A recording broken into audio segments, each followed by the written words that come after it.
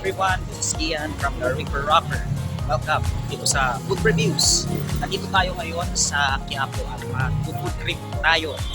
So, mga kasama tayo at tungayan nyo mga good adventures namin. So, if you're excited to watch this video, don't forget to subscribe to my channel and follow my social media accounts. Tara!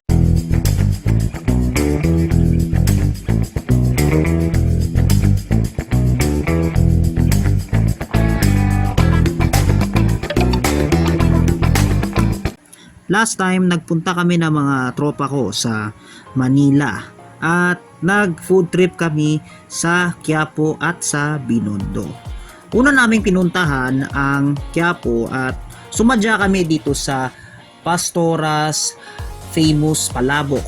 Kilala ang pansitan na to sa kanilang famous palabok at dinadayo to ng mga iba't ibang mga customers sa iba't ibang panig ng Metro Manila at na-feature na sa mga iba't ibang vlogs sa YouTube at Facebook.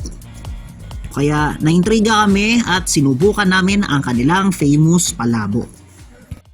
Ayan, nandito tayo sa sa Pastoras Palabok. Kaway-kaway kayo.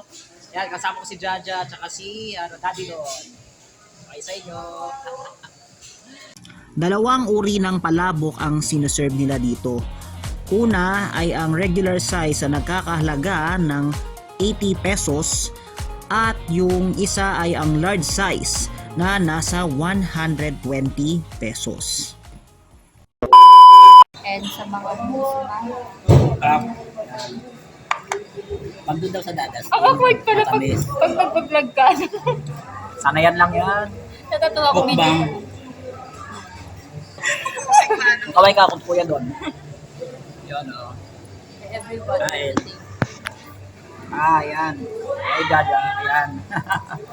Eating palabok. For today's video. Nung sinubukan ko na yung palabok, doon sa sauce, ang masasabi ko hindi siya ganun ka-special. So, masasabi ko ordinaryo lang siya. Ang nagdala dito sa pagkain na to ay ang toppings. Yung sahog na baboy, napakasarap. At ganun din yung atay ng baboy. Talagang yun yung nagdadala dun sa lasa ng palabok. Yung hindi ko lang masyadong trip, yung pagiging oily ng baboy is that nakakasawa pagka nakarami ka na dun sa pagkain ng palabok. Doon naman sa noodles, ang masasabi ko yung noodles fresh at saka na-appreciate ko talaga yung texture. Kaya madali siyang lunukin. Buti pala, sakto lang pala sa akin yung ganito. Madami na pala siya. Sa itong maraming 120. Tsaka kung gusto mo kasi pang ibang food, di ba? Kaya dun magtatay. Mamaya. Kumain din kami ng kwek-kwek sa isang aling nagtitinda dito sa Quiapo. At napaka-solid ng kwek-kwek nila, napakasarap at napakalasa at sa halagang 20 pesos ay mabubusog ka na din. Pagkatapos nun, nag-walkathon kami at naglakad-lakad para matunawan at tumungo kami sa Binondo. Pagdating sa Binondo, walkathon kami sa Ongpin at itinuro ko sa kanila mga iba't ibang kinalang Chinese restaurants sa Binondo.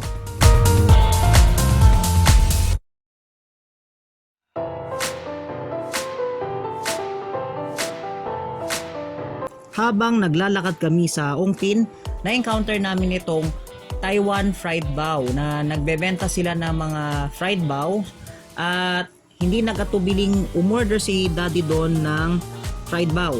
At nung inuwi niya nga to, sinabi niya sa akin na napakasarap at napakalasa ng fried bao.